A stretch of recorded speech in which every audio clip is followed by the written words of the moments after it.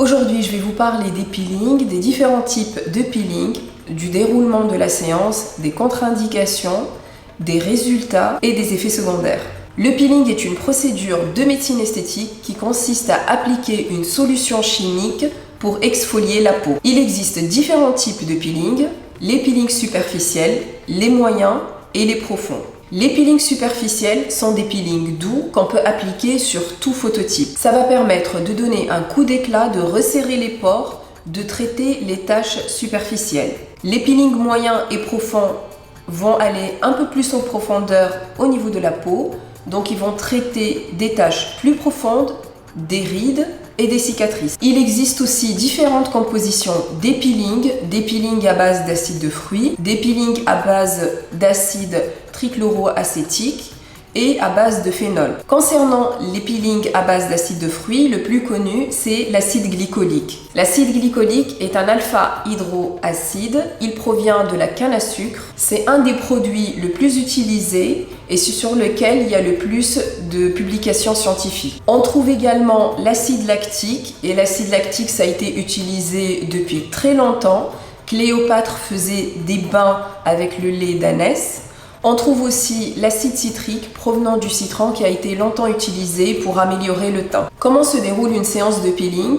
Il faut une consultation préalable dans un cabinet médical. Lors de cette consultation, on pose l'indication, on cherche les contre-indications et on choisit le type de peeling qu'on va utiliser. Les contre-indications sont la grossesse, l'allaitement, une poussée d'herpès, une peau lésée, une peau bronzée. Avant chaque peeling, même les superficiels, il faut préparer la peau 15 jours avant avec une crème prescrite par votre médecin que vous pouvez acheter en pharmacie.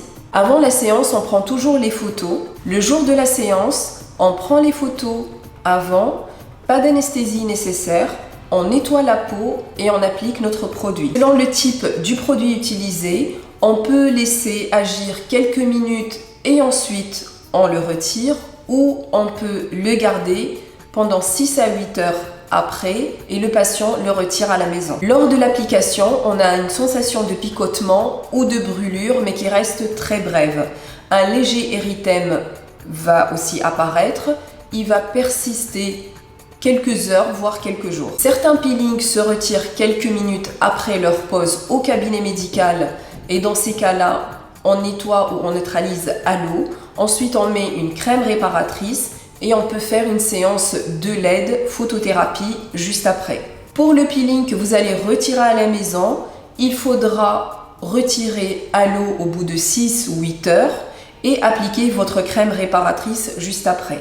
Quelles sont les précautions après une séance de peeling? Ça va dépendre de chaque type de peeling. Certains peelings comme l'acide glycolique ne vont pas beaucoup peler. Il faudra hydrater la peau et la protéger du soleil uniquement. Pour d'autres peelings où vous allez peler, il ne faudra pas tirer sur les peaux mortes, il faut les laisser tomber spontanément.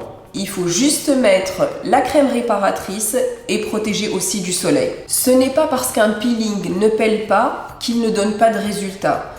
Le fait de peler, ça va dépendre vraiment du produit utilisé. Certains produits vont peler et d'autres ne vont pas peler. Plusieurs séances peuvent être réalisées pour avoir un meilleur résultat. Les séances peuvent être espacées de 2, 3 ou 4 semaines. Lors des consultations de contrôle, on voit comment la peau a réagi, on évalue les résultats et on prend les photos après. Il existe quelques effets secondaires qu'on peut voir après des séances de peeling, surtout après les peelings moyens ou profonds. On peut avoir des taches d'hyperpigmentation ou des taches d'hypopigmentation.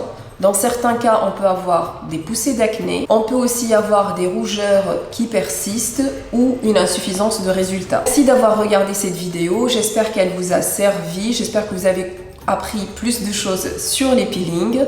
Et n'hésitez pas à me mettre en commentaire vos questions ou à me suggérer d'autres thématiques de médecine esthétique.